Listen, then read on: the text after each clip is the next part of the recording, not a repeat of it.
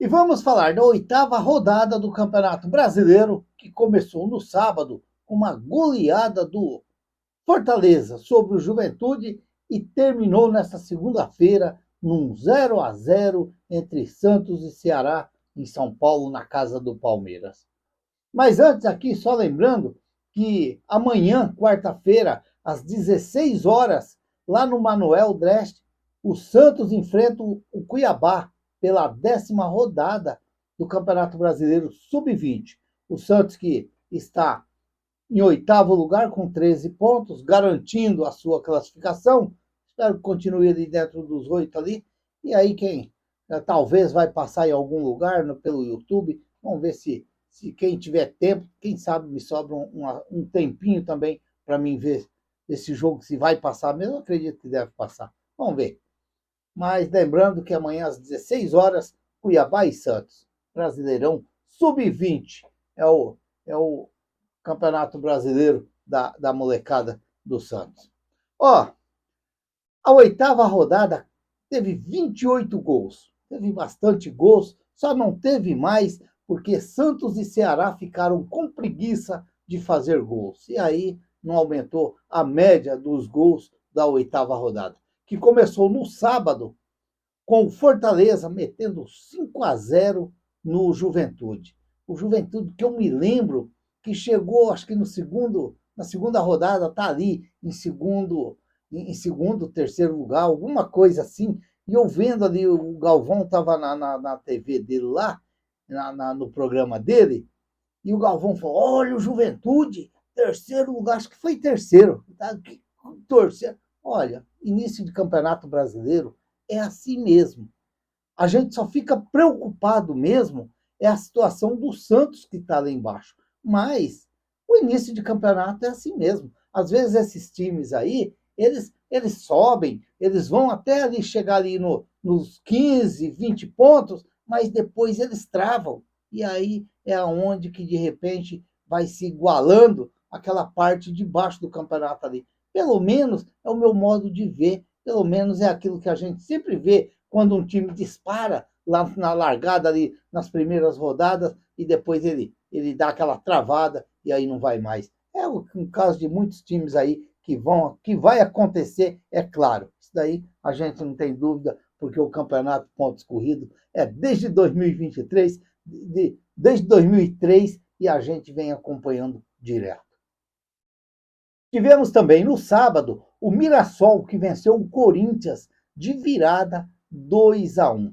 Olha, eu quero chamar a atenção aqui nesse jogo do Mirassol e o Corinthians. Tem umas coisas engraçadas dentro do futebol que você não entende. O Mendes Pai lá, o Depay, foi fazer uma cobrança de pênalti e deu uma cavadinha. E o goleiro do Mirassol pegou a bola, fez a defesa, voltou, ele cabeceou para fora, caiu ali na linha de fundo. E os jogadores do Mirassol foram para cima do rapaz. Meu, para que foram? Por quê? Faltou respeito? O cara vai inventar uma jogada dentro do campo, é falta de respeito. Tenha santa paciência. Tem umas coisas que enchem o saco também no futebol. Tem umas coisas que enchem o saco no futebol. For lá rodear o holandês, ai, pai, puxa daqui, vai dali, porque o cara foi dar uma cavadinha em cima do meu goleiro. E aí, o seu goleiro pegou, meu amigo, vai lá e dá o troco. No futebol, faz a mesma coisa que ele fez. Humilha ele, enfia a bola no meio das pernas dele, dá um chapéuzinho nele, faz isso. Agora vai querer lá intimidar o cara, porque você foi querer dar uma cavadinha em cima do meu time. Para com isso, para com essas frescuras dentro do futebol. Santista já está de cabeça cheia, cabeça desse tamanho, e ainda vê um lance besta dentro de campo que não dá para acreditar. Não dá para acreditar. Tudo canelinha de pardal. Aí vai para cima do cara lá para poder intimidar o cara. Vá plantar batata no asfalto. Pelo amor de Deus. Grêmio 1, Bragantino 1. Olha o Bragantino aí. Foi lá e não perdeu para o Grêmio. Coisa que o Santos foi lá e fez, mas quase que perde, porque o Grêmio fez o gol já no final do jogo e deu tempo do Bragantino ir lá e empatar. Se eu não me engano, o Sacha empatou o jogo para o Bragantino. Vitória 2, Vasco 1. Vasco que agora é o time do Fernando Diniz. Vamos ver até onde vai o Vasco. Mas o Vasco, eu me lembro que lá no começo está marcado, eu coloquei o Vasco como um dos rebaixados do Campeonato Brasileiro. Vamos ver se eu vou acertar. No sábado também, Flamengo 1, Bahia 0. Esse jogo teve um lance muito interessante no final. Muito interessante. Aí o VAR chamou o árbitro, começou a passar, não chamou, acho que chamou no VAR para ir lá, porque o rapaz estava no chão, a bola desviou no dedo do rapaz. Eu falei, o cara não vai dar esse pênalti. O cara não é louco desse pênalti, porque não foi pênalti. Parecia futebol americano. Um chutava de lá, outro caía de cá, e aquele rolo em cima da bola. Um tenta chutar. Meu Deus do céu. Foi um lance até engraçado aquilo lá. Foi interessante. Mas no final, o árbitro não deu pênalti, porque para mim não podia dar pênalti num lance daquele. Ninguém fez pênalti, simplesmente a bola desviou na ponta do dedão do rapaz e não atrapalhou ninguém chutar, fazer gol, nada. Mas que foi legal, foi. Foi legal que nem o Zubeldia na frente do árbitro lá, sambando para um lado e para o outro. Meu Deus. Futebol também tem umas coisas engraçadinhas para a gente dar risada. E ó, Sport 0, Cruzeiro 4. Meu Deus do céu. Que fase também que vive o esporte, hein? A estreia do treinador Antônio Oliveira, e acabou levando uma cacetada do Cruzeiro 4-0. Pelo amor de Deus. Palmeiras 1, São Paulo 0. Esse jogo é aquele jogo maravilhoso para você ganhar. Um jogo quando ele é difícil, esse é o resultado mais legal você ganhar, que é ali praticamente no último minuto, que você não dá reação para o seu adversário. Ele não tem reação para reagir em nada. Foi o caso do Palmeiras. Acabou o Vitor Roque fazendo o gol, ficou ainda esperando a confirmação do VAR e não estava impedido, foi um lance normal e acabou o Palmeiras vencendo o São Paulo por 1-0 no último minuto, praticamente. Atlético Mineiro 3, Fluminense 2. Esse também foi um jogo bem interessante. O Fluminense saiu na frente, o Atlético Mineiro empatou, o Atlético Mineiro virou, o Fluminense empatou e no finalzinho do jogo o Igor Gomes acabou virando de novo, fazendo de novo o Atlético Mineiro e o Atlético Mineiro ganhou. No domingo à noite, Botafogo 4, Internacional 0. Vocês já prestaram atenção que todo ano, no início do Campeonato Brasileiro, a imprensa grandona, põe o Internacional como um dos favoritos do Campeonato Brasileiro, e o Internacional ele termina quase lá nas últimas posições? Faz tempo que o Internacional é desse jeito. Faz tempo. Entra como um dos favoritos e depois levou um vareio de bola do Botafogo. O goleiro do Internacional aceitava tudo. Eram umas bolas até bem chutadas, mas às vezes você tem que fazer uma defesa daqui, uma defesa dali, porque senão as bolas vão entrando e o placar vai só aumentando. Foi o caso do Botafogo, 4-0. E aí, na segunda-feira, tivemos o jogo entre Santos e Ceará. O jogo que deu uma confusão na cabeça dos torcedores do Santos. Olha o que tem de torcedor bravo com esse Santos. E olha, às vezes a gente acompanha o futebol tanto tempo, mas eu vou dizer aqui, o momento do Santos é de ficar bravo. A gente fica nervoso, a gente fica irritado com aquilo que vê dentro de campo. Eu cheguei a falar no meu vídeo no pós-jogo que eu vi uma evolução no Santos, eu vi que o Santos evoluiu do jogo do CRB, o Santos fez um bom jogo contra o Grêmio, perdeu o jogo numa bobeira lá de toda a defesa do Santos, mas, sinceramente, ao contrário de muitos que estão aí muito bravos, xingando, brigando e falando, eu vi sim evolução no Santos ontem. Eu vi evolução no time do Santos ontem. É claro que é como o treinador falou, ele agora tem que arrumar esse time fazer gols, porque isso daí está faltando no Santos. Faltando aquele último passe, a penetração ali e chute para o gol. Está faltando tudo isso daí, é muita coisa. Mas se a gente parar e analisar que o Santos, a 3, no jogo contra o CRB, nos outros jogos para trás, o Santos jogava um tempo e no outro tempo não jogava porque não aguentava correr, a gente já viu o Santos ontem correr praticamente o jogo inteiro. O jogo inteiro. Então, quer dizer, isso aí já é uma evolução no Santos. Agora, ele vai ter o jogo contra o Corinthians, ele tem que dar uma reforçada no meio-campo do Santos. Ele tem que dar uma reforçada no meio-campo do Santos. Eu já tinha dito que contra o Ceará eu tinha mexido nesse meio-campo do Santos.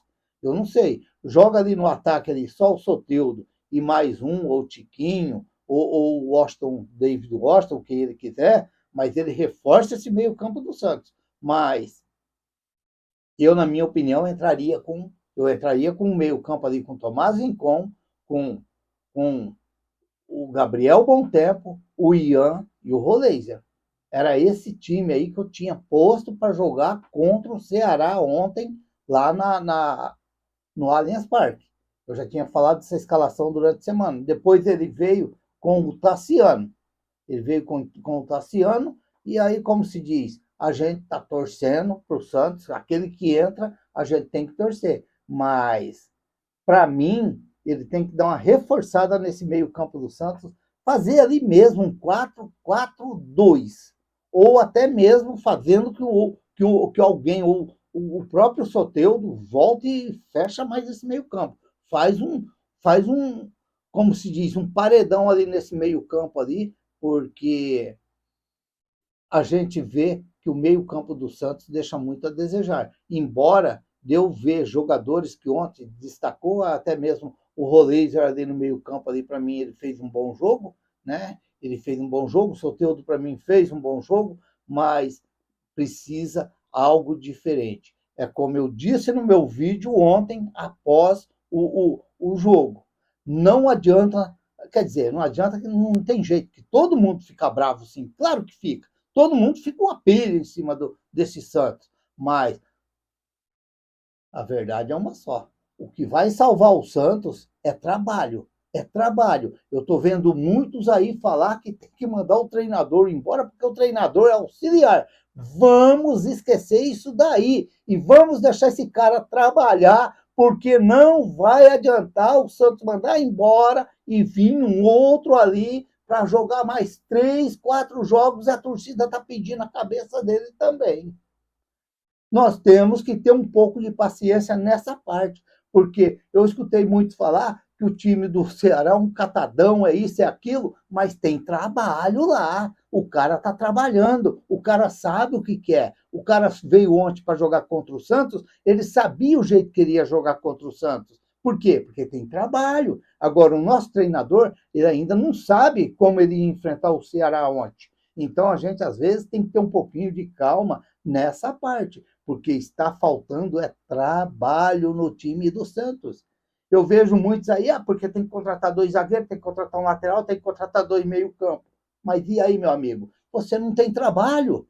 Você vai ficar contratando, enchendo o time de contratação. Não tem trabalho, não tem conjunto. Não tem alguém que chega ali, encaixa o time para pôr para jogar, e isso daí não vai fazer com 3, 4 jogos. Nós temos que entender, nós temos que enfiar isso na cabeça. Não é com 2, 3, 4 jogos que você vai ver esse Santos ganhando. Nós vamos ter que ter um pouco de paciência. Ah, mas só perde, só perde, só perde. Tudo bem. E vamos continuar perdendo? Até quando que vamos continuar perdendo? Ah, vamos mandar esse treinador embora, vamos trazer outro. E aí? O cara vem ali, mais 4, 5 jogos para o cara pôr mais ou menos esse time encaixado. Então temos que pensar um pouco. Olha, falta trabalho no Santos, falta trabalho dentro de campo. Desse treinador, não sei, porque ele jogou contra o CRB, contra o Grêmio e contra o Ceará. Será que deu tempo dele ver tudo aquilo que não deu? Claro que não deu, claro que não deu. A gente sabe. A gente sabe. Dificilmente um treinador chega, encaixa o time ali e põe o time para jogar. Dificilmente. Acontece, sempre acontece. Sempre acontece. Mas não é direto. Por exemplo, o time, o Ramon Dias pegou o time lá de São Paulo, lá, ele fez o time de São Paulo, o time lá de São Paulo jogar o ano passado e salvou de onde estava. Mas aquilo ali não é com todos os times que o cara chega e vai fazer aquilo lá. Não é. Então a gente tem que ter um pouco de calma, tem que ter um pouco de calma. A gente fica puto? Claro que fica. Fica, claro que fica. Você tem hora que você chuta no sofá, porque parece que os caras não chutam. Mas vamos ter que apostar no serviço dele, no trabalho dele e torcer para que ele arrume esse Santos. Ah, mas ontem teve defeito? Teve. Vamos torcer que agora, contra o Corinthians, ele corrige esse defeito. E parece que o Depay não vai jogar contra o Santos, não. É um reforço para o Santos. Parece que o Garro não vai jogar contra o Santos. É um reforço para o Santos. É dois jogadores interessantes. E no último jogo, Santos e Corinthians, eles foram um dos principais jogadores do Corinthians. Então, até para isso nós temos que torcer o desfalque do adversário. E pode ser dois desfalques muito importantes. Ó, a classificação do campeonato está assim, ó. Palmeiras com 19 pontos ganhos, o Flamengo com 17 segundo, o RB Bragantino com 17 em terceiro, o Cruzeiro com 16 em quarto lugar. O Fluminense com 13 em quinto, em sexto, o Ceará com 12, em sétimo, o Atlético Mineiro com 12, em oitavo, o Bahia com 12, em nono, o Botafogo com 11, em décimo, o Corinthians com 10, em décimo primeiro, o Fortaleza com 10, em décimo segundo, o Mirassol com 10, em décimo terceiro, o Internacional com 9, em décimo quarto, o Vitória com 9, em décimo quinto, o Grêmio com 9, e em décimo sexto, numa perna de lá e outra de cá, no barranquinho quebrado, o São Paulo, olhando o buracão embaixo, em 16º lugar. E ó, em 17º, ó, 17º no poeirão, na buraqueira, o Vasco, em 17º com 7 pontos ganhos, o Juventude em 18º com 7 pontos ganhos, e o Santos em 19º lugar com 5 pontos ganhos. Ainda bem que saiu do 4, né? Foi para 5 agora. E ó, comendo poeira, batendo a cabeça nos vidros, no meio da buraqueira, vem o Sport dando tchau para todo mundo. Com 2 pontinhos ganhos. Meu pai do céu, que fase que está passando o Santos. E parece que o negócio não acaba nunca. E quando você pensa que o negócio vai, o negócio não vai, o negócio trava. Que coisa difícil. Meu pai do céu. A próxima rodada, a 9ª rodada, começa no sábado com Ceará e Sport às 16 horas no Castelão. No sábado também, Vasco e Fortaleza às 18 horas em São Januário. Deve ser a estreia do Diniz. No sábado também, São Paulo e Grêmio às 21 horas no Morumbi. Jogo bom aí para dar uma secada aí, ó. No domingo, Corinthians e Santos às 16 horas na Neoquímica Arena. Meu Deus do céu. Vamos, Santos! Vamos, Santos, para cima dos caras! Vamos quebrar essa nhaca de uma vez. Vamos! No domingo também, Bahia e Vitória às 16 horas na Arena Fonte Nova. Ó, que jogão bom aí vai ser esse daí. No domingo também, Juventude e Fluminense às 16 horas no Alfredo Jaconi. No domingo também, Flamengo e Botafogo, jogo bom, às 18h30 no Maracanã. No domingo, Red Bull Bragantino e Palmeiras, às 18h30 no Cícero Souza Marques. É o novo campinho lá do Bragantino. Lá. No domingo, Cruzeiro e Atlético Mineiro, às 20h30 no Mineirão. Jogo bom também para a gente acompanhar, muito bom. O Campeonato Brasileiro é muito legal. E no domingo, Internacional e Mirassol, também às 20h30, lá no Beira-Rio.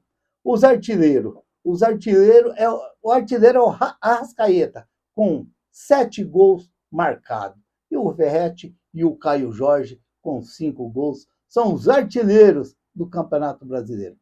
Olha, vamos torcer que o Kleber Xavier tenha todo o tempo do mundo, tranquilo, cabecinha fresca, e faça um bom trabalho para que o Santos possa fazer um grande jogo contra o Corinthians domingo e, quem sabe, quebrar essa nhaca de uma vez, mandar essa fase terrível embora de uma vez e, quem sabe, aí fazer uma vitória em cima do nosso rival, que seria maravilhoso. Vamos aguardar e esperar. Se inscreva no canal, deixa seu like, faça seus comentários, ative o sininho para receber as notificações. Eu sou o Raul Schotti. Ficam todos com Deus. Até o próximo vídeo, se Deus quiser.